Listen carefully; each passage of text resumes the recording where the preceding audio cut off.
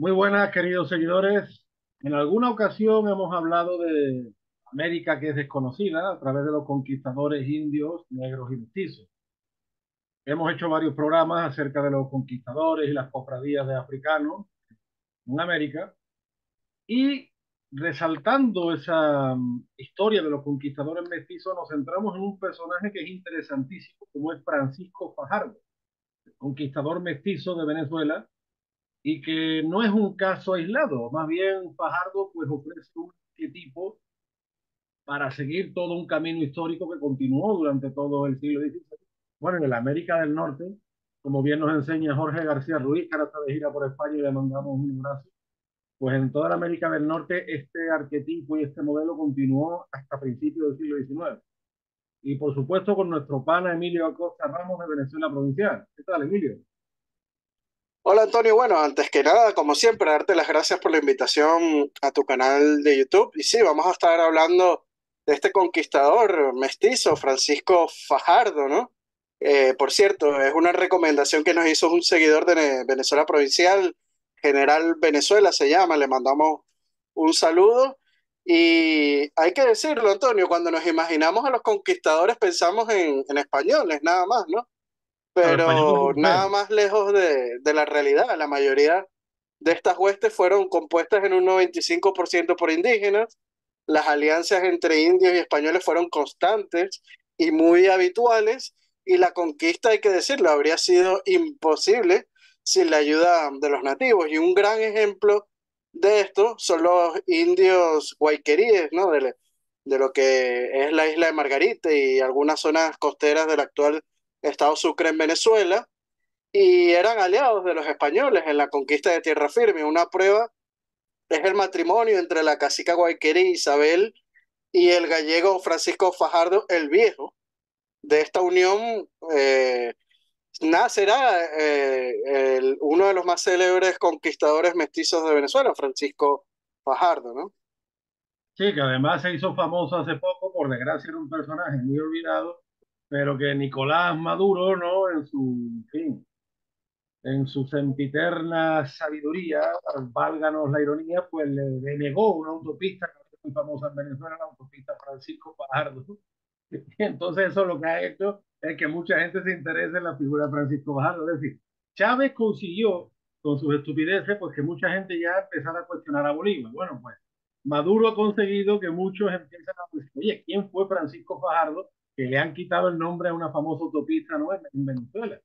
Y como digo, y como tú bien dices, por ejemplo, y eso sabes que lo dice también la comunicadora ecuatoriana, comunicadora y pedagoga ecuatoriana Mamela Fiallo, que realmente los españoles o los hispanos en general somos hijos del pacto, de la alianza.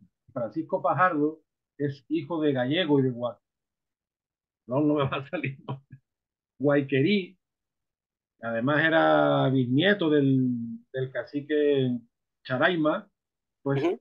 simplifica a la perfección cómo se va a desarrollar Venezuela en particular y América Española en general. Es más, atendiendo a lo que dice Jorge García Ruiz, muchas veces en determinados documentos nos encontramos con que fulano de tal es español. Y la palabra español no siempre denota al español europeo, sino que español muchas veces es sinónimo, si lo queremos decir así, de hispanizar. Por ejemplo, los indios norteamericanos que estaban asimilados a los poblados y a las misiones, pues hay documentos que aparecen como español.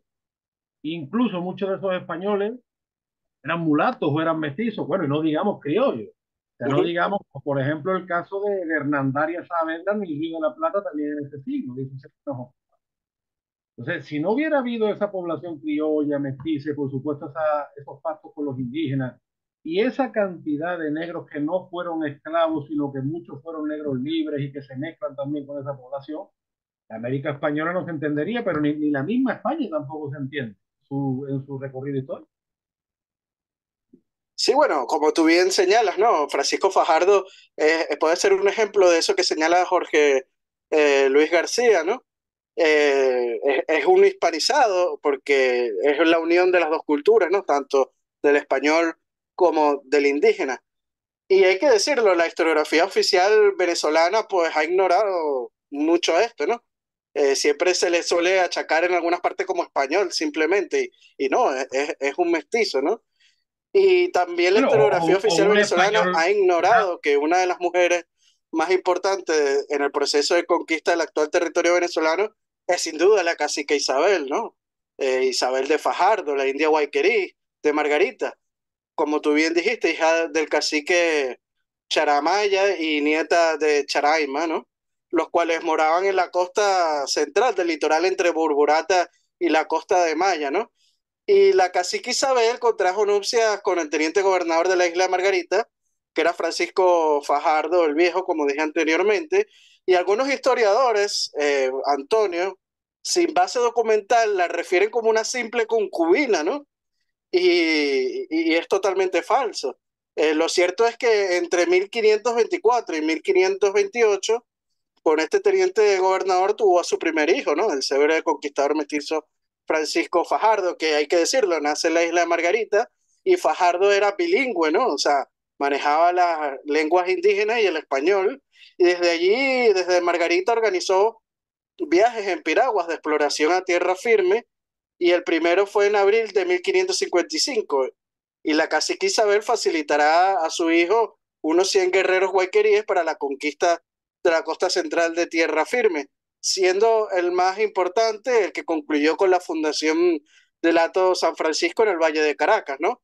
Francisco Fajardo estableció 7 años antes un asentamiento en la zona que más tarde Juan Rodríguez Suárez convertiría en la villa de San Francisco, ¿no? Que es la que don Diego de Lozada en 1567, la que se considerará como Santiago de León de Caracas, ¿no? La fundación de Diego de Lozada. claro, él sigue lo que es la penetración española en Venezuela, que empieza en el Caribe. La isla de Margarita es un punto muy importante, es una constante conexión además con Santo Domingo. Pero Francisco Fajardo no se queda ahí. Francisco Fajardo, aparte, por supuesto, de conquistar, o sea, o no aparte, sino que el conquistador en su idea siempre llevaba la idea del poblamiento. Por tanto, estamos hablando que es un precursor de Caracas y también tiene un papel muy importante en la fundación de la Villa del Collado. Es decir, que estamos hablando de un líder que va avanzando terreno, le va ganando terreno a lo que es la costa firme o la tierra firme, como se llama en principio a Venezuela, y también es introductor de ganado, es decir, claro, estamos hablando de una zona estratégica porque en buena parte de ese ganado que llega desde la Andalucía Atlántica al Caribe se va introduciendo en el continente a través de Venezuela. Esa conexión que tiene Venezuela con el Caribe y que en la época de la monarquía española, pues durante 300 años va a ser muy claro. Entonces, Francisco Fajardo pues, es un hombre un poco polifacético, porque sí, bueno, tiene su labor militar, pero también tiene su labor de gobernante, y en una época complicada, y además en un terreno complicado.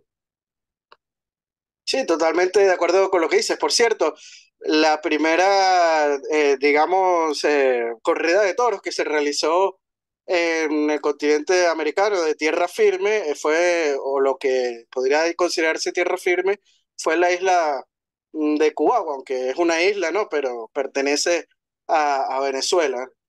Pero bueno, hay que Y de hecho, decirlo, en mil quinientos su cincuenta y padre tuvo siete vinculación con Cubagua, ¿no, Emilio? Su padre, Fajardo el Viejo, tuvo vinculación con Cubagua y con el tema de las perlas y demás de la zona. Sí, correcto, porque acordémonos que la isla de Cubagua fue el primer asentamiento español en lo que es la actual Venezuela, que la isla de Cubagua es vecina, ¿no? De la isla de Margarita y ahí se explotó todo la actividad perlífera, ¿no?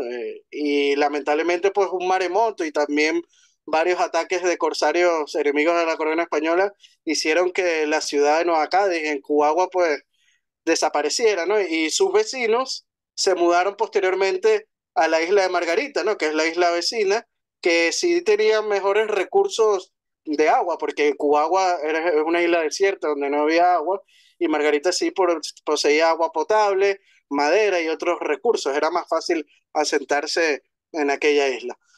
Pero bueno, continuando hablando de Fajardo, de Francisco, para 1557 Isabel acompañó a su hijo como embajadora en este proceso de pacificación para atraer a las tribus aliadas, ¿no? Siendo recibida con honores por sus parientes indígenas en la costa central de Venezuela, como el cacique Naiguatá, ¿no? Y en 1558, según el cronista criollo José Oviedo Ibáñez, Isabel esperará a su hijo en el Panecillo, ¿no? Lo que sería hoy cercano a Chuspa, ¿no? Ujú. Mientras este estaba de viaje en Borburate y el Tocuyo buscando autorización para conquistar nuevos territorios. Y ella morirá tras el envenenamiento de los pozos, ¿no? Por parte del cacique Paisana, quien tenía aterrorizado a los habitantes desplazados de la zona, y Fajardo posteriormente lo capturó y lo justició, ¿no? Y luego vino una rebelión indígena obligando a Fajardo a escapar a la isla de Margarita, ¿no? Y el año siguiente, Antonio, el gobernador Gutiérrez de la Peña lo nombró teniente gobernador del litoral entre Borburate y Macarapana, ¿no?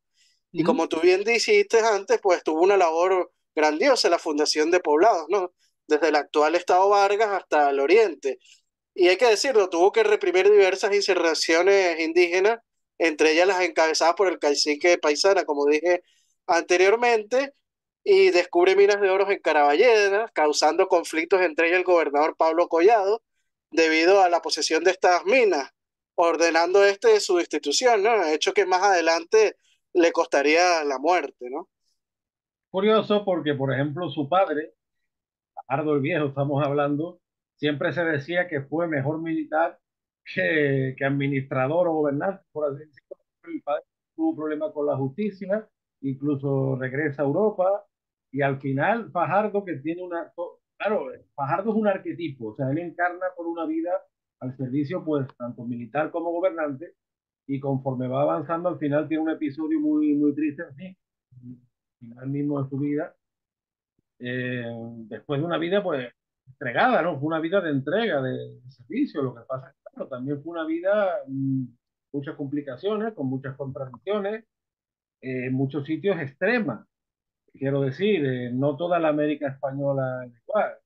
Hay zonas donde los españoles hacen pactos o hacen alianzas, como otras veces, por ejemplo, lo hemos visto con el capitán Perú, las alianzas que se hacen en los Andes, o incluso la alianza tan fructífera en la Nueva España con los tlaxcaltecas, ¿no? Pero en el Caribe y en otras partes, o por ejemplo los Apaches, ¿no? Que fue una guerra sin cuartel que nunca terminó. Pues en Venezuela, sobre todo los primeros años, fueron años muy duros. Y claro, lo que se dice siempre, Emilio, que no, que los españoles permitían los abusos, no castigaban, más bien fue al contrario, más bien un exceso de estilo, que eso te lo ves a lo largo y ancho de toda la documentación en América, muchas veces dio incluso gente que era inocente por ese exceso de estilo, sobre todo de protección a los indígenas. Sí, bueno, acordémonos que el actual territorio venezolano y las islas del Caribe estaban habitadas sobre todo por la etnia caribe, ¿no? De los indígenas caribes, que era una etnia muy guerrera y que practicaban el canibalismo, ¿no? O sea, no fue fácil poder pacificarlos en este proceso. Inclusive Fray Bartolomé de las Casas intentó la fundación del puerto de Perlas, en lo que es cercano a Cumaná, en 1515, si no me equivoco, y trató de hacer una fundación de ciudades y asentamientos de forma pacífica, ¿no? Sin militares, y al final eso fue un fracaso, porque los indios llegaron y asesinaron a todos los religiosos, ¿no? Que estaban Emilio, ahí. allá donde hubo una misión y prosperó y se pacificó fue gracias a que había lo que Jorge ya nos habla, por ejemplo, del presidio, es decir, una guarnición de presencia militar, que la presencia militar no siempre era de españoles europeos, también era de indios aliados, de mestizos, de mulatos, etcétera, ¿no? Pero si no había eso, era muy difícil de prosperar, claro, y Fajardo, nuestro personaje, se encuentra con esa realidad. Porque fíjate que, por ejemplo, muchos indios de las Antillas, que tenían procedencia venezolana, por así decirlo, ¿no? Pues también vivían en guerras entre ellos sin cuartel. Y entonces, en el territorio venezolano, que además es un territorio muchísimo más amplio, continental, pues la labor desde luego no fue fácil. No, para nada fue fácil, ¿no? De hecho, o sea, Francisco Fajardo toda su vida, pues buscando alianzas y también tratando de conquistar estos indios caribes que eran muy belicosos, no le fue fácil la labor, ¿no? Pero bueno, continuando un poco sobre la vida de Francisco Fajardo, habíamos quedado anteriormente que había descubierto las minas de oro en Caraballeda y que causó un conflicto entre él y el gobernador Pablo Collado debido a la posesión, ¿no? Ujú. y después regresa a Margarita después de que fue destituido de su cargo y de Margarita pues va a Cumaná haciendo frente a una insurrección de algunos indígenas y esto provoca después su ida de nuevo a Margarita, pero en 1564 vuelve a Cumaná y tenía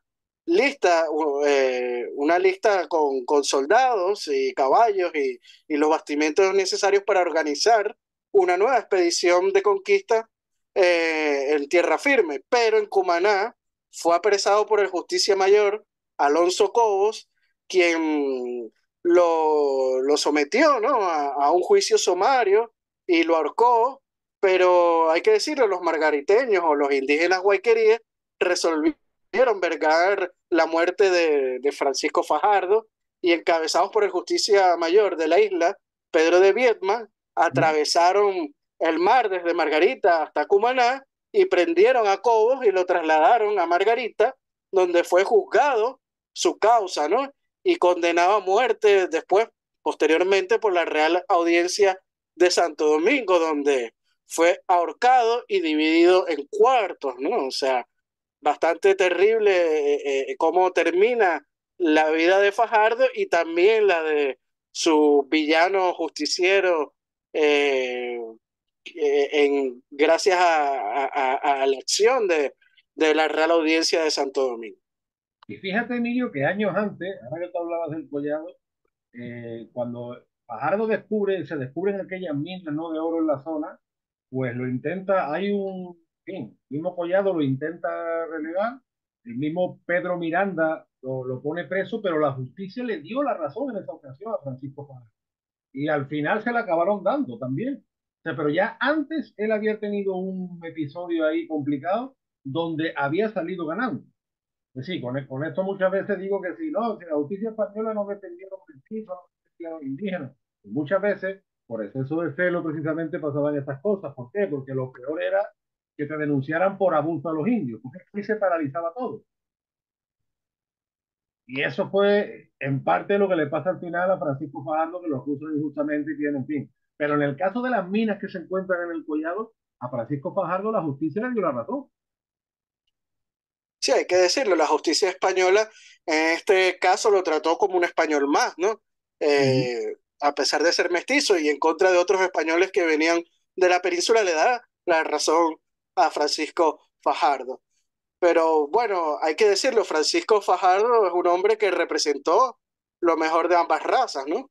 Y como tú bien dijiste al principio de este podcast, Antonio, cuando Nicolás Maduro en el año 2020 declaró que Francisco Fajardo era un genocida y mandó a quitar su nombre de la principal autopista de Caracas, que era Francisco Fajardo, y hay que decirlo, o sea, Francisco Fajardo como un genocida, es defendido y vengado por los indígenas cuando fue ejecutado, ¿no? Que los indios, los guayqueríes de Margarita fueron a buscar a su ejecutor en Cumaná y tratar de hacer justicia. Esta, hay que decirlo, esta reacción no la genera un malvado y menos un genocida, ¿no? O Y sea, además tenía sangre de cacique Guayquerí. O sea, ¿de qué está hablando genocidio si él mismo llevaba esa sangre? Es que yo creo que Maduro, sinceramente, conociendo a un triste y oscuro personaje, es que no sabe ni que su madre era pues, sangre de cacique, no de la zona. sí, yo creo que él pensará que es un español venido de la península y no, que va, o sea, es como de bien dije, Igual, caso parecido es el caso de Juan Doñate, que sí es verdad que Doñate vino a México, durísimo, hizo una, en fin, unas expediciones durísimas. No, Juan Doñate era americano. Doñate era mira. un criollo casado con una mujer mestiza. Doñate no estaba recién llegado de la península. Es que son todos estos casos de criollos, mestizos, indígenas incluso, ¿no? Son una constante de norte a sur del continente americano. Por eso al final uno se da cuenta de lo parecidísima que es la América española. Yo me acuerdo muchas veces cuando, por ejemplo, los actores del Chavo del Ocho, ya que en paz descansen algunos, iban a cualquier país hispanoamericano, lo bien que conectaban, se sentían mexicanos, pero se entendía perfectamente en Colombia, en Argentina, en Venezuela, y aquí en España, que tardaron bastantes más años en emitirlo, se entendió igual. ¿Por qué? Porque nuestro recorrido histórico ha sido similar a lo largo de los siglos. Y las influencias han sido tan grandes, incluso a nivel sanguíneo. Ahí está. Entonces, claro, Maduro diciendo que Francisco Fajardo era un genocida. Es genocida, tenía sangre de cacique cualquiera. ¿De qué estamos hablando? No, es que hay mucha gente que no quiere entender, ¿no? Que los españoles durante la época virreinal fueron una gran minoría, o sea, no llegaban en muchos casos ni al 10% de la población en alguna zona del continente americano y que fue precisamente el componente indígena y luego mestizo quien llevó a cabo la expansión, ¿no? de la monarquía hispánica por todo el continente americano, sobre todo en el siglo XVIII, en zonas como en Norteamérica o en el Cono Sur, pues la expansión la hicieron más que todos los mestizos, ¿no? Y los criollos, los mismos criollos, los hijos españoles que llevaban muchas generaciones naciendo en el continente americano, como es el caso de los famosos mal llamados libertadores, pues muchos de estos criollos pues participaron en las expansiones de la monarquía hispánica en el continente americano. Tenemos el caso de un peruano en las expediciones hasta lo que es hoy en día Alaska, ¿no? Claro, sí, el caso de Bodega y Cuadra, por cierto, que comparte, hablando de sangre compartida, comparte sangre con Miguel de la Cuadra Salcedo, que era el que organiza, un aventurero, otro arquetipo. Miguel de la Cuadra Salcedo, si hubiera nacido en el 16, imagínate, ¿no? Pues era es de la misma familia, Bodega y Cuadra, es de la misma familia que de la Cuadra Salcedo, que por cierto, tiene unos programas, Emilio, fantásticos. Tiene algunos programas con el músico y poeta peruano Nicomé Santa Cruz, que son deliciosos, hablando de folclore, en fin, de todo lo que nos une. Y qué pena porque esos productos televisivos hayan desaparecido completamente de escena.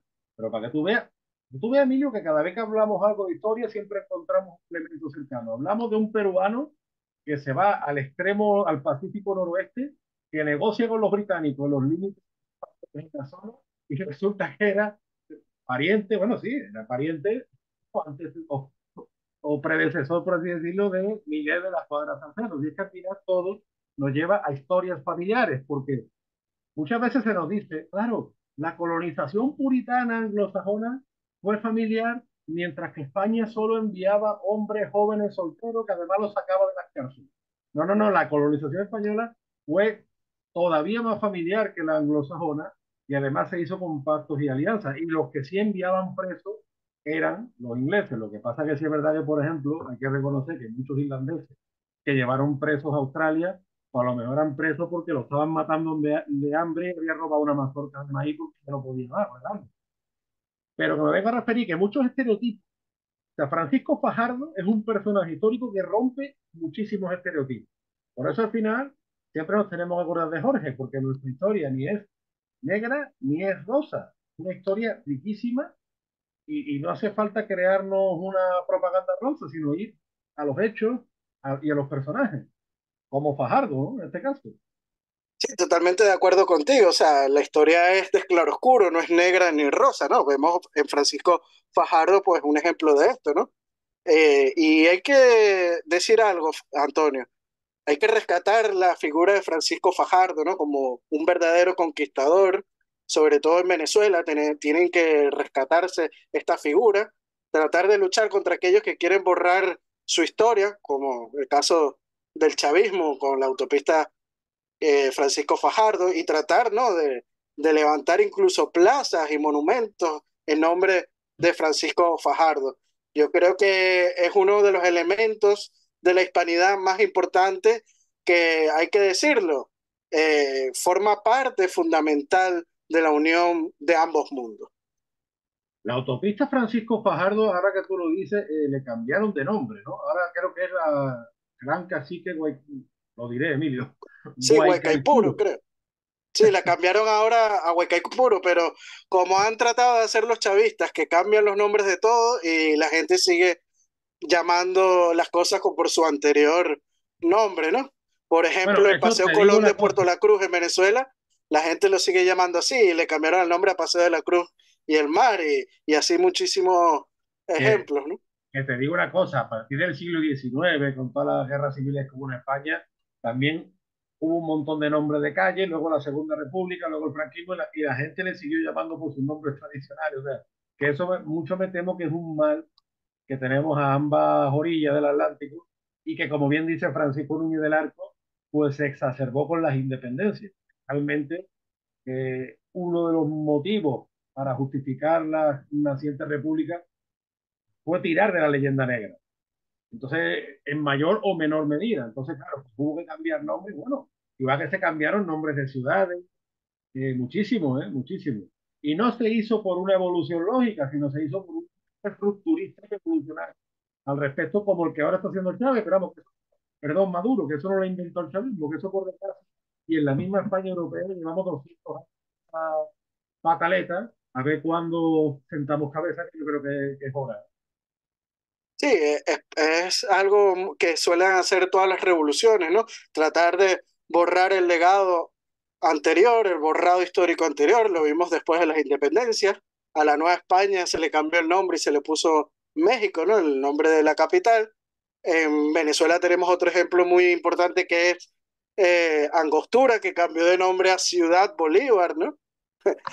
Una ciudad que fue fundada por los españoles y desarrollada por los españoles en la Guayana, pues se le cambió el nombre a Bolívar, ¿no? A Ciudad No, Bolívar. o Charcas, por ejemplo, Charcas, que también fue conocida como el Alto Perú, se le puso Bolivia. O sea, y eso no fue una cosa, digamos, de una evolución lógica o de a lo mejor una palabra mixta español y quechua, como pasó en otros casos. No, no, eso fue para hacer tabla rasa del pasado. O sea, Sí, y exacto, para borrar el pasado anterior, que es lo mismo que tratan de hacer los chavistas, ¿no? O sea, tratar de, en el tema histórico, borrar la presencia hispana y enaltecer a los mal llamados próceres de la independencia y en la historia del siglo XX, pues tratar de borrar todo lo que hizo la democracia en Venezuela, inclusive gente como Pérez Jiménez y otros presidentes del siglo XX, pues tratar de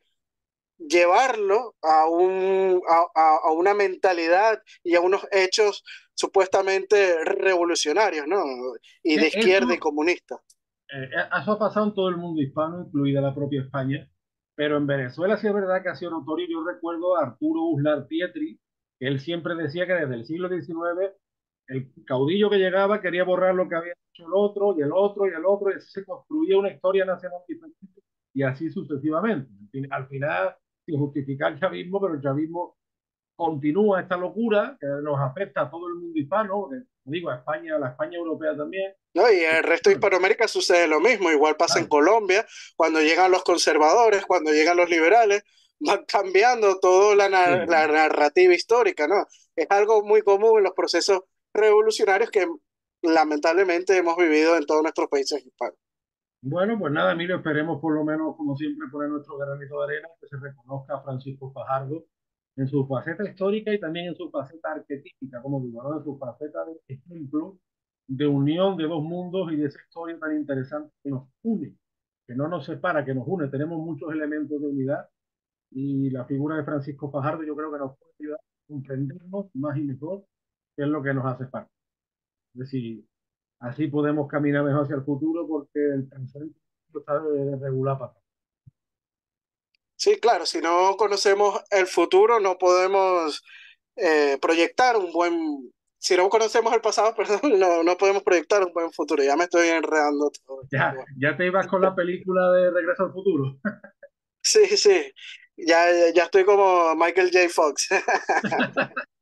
Listo, pana, pues como siempre un placer estos programas que hacemos sobre nuestra hispanidad. Como siempre recomendamos desde este canal, hay que suscribirse a Venezuela Provincial, en Facebook, YouTube, también en Instagram. Emilio está siempre muy prolífico, sacando artículos, de vez en cuando se pelea con el mundo. Y si no, Emilio, camino de las momias para Guanajuato, ¿no? Ahí sí, camino es Guanajuato, ya a llorar con las momias. Y bueno, también recordarle a los seguidores de Venezuela Provincial que sigan a Antonio Moreno Ruiz en sus redes sociales. Está en Facebook como página oficial de Antonio Moreno Ruiz. Perdón, en Twitter está como un andaluz indiano. También, si les gustó este video, darle me gusta y compartirlo para así llegar a más público y suscribirse al canal de YouTube de Venezuela Provincial. También, Antonio, aprovechamos para mandarle un fuerte abrazo y saludo a nuestros mecenas y Patreons, como lo son Gabriela Arrieta, Ángel Suárez, Juan Cristóbal García, Domingo González, Lomeli Sam, Daniel Sierra y José Alberto Gil. Martínez, y también quería saludar a Fran García, mi paisano, que está estudiando en Granada, paisano de gente buena, de bolillos de la habitación, y que hace poco pues, fue a la conferencia de Jorge García Ruiz en Granada, así que al final el mundo es un pañuelo. Así es. Y bueno, también recordarles que si quieren apoyarnos en nuestro proyecto de investigación histórica, con tan solo 1 euro ya nos están ayudando en esta labor, pueden hacerlo a través del Patreon, tanto de Venezuela Provincial como de Antonio Moreno Ruiz. Muy bien, Emilio, pues nos despedimos. Hasta la próxima, que tenemos ahí material para ir desarrollando estos temas que tanto nos gustan, nos apasionan, nos unen y también creo que nos sirven. Nos sirven, perdón, por si no se ha entendido. Así que te mando un fuerte abrazo desde el puerto y la puerta de la gente. Y yo otro desde la Villa y Corte de Madrid, Antonio. Hasta la próxima. Chao.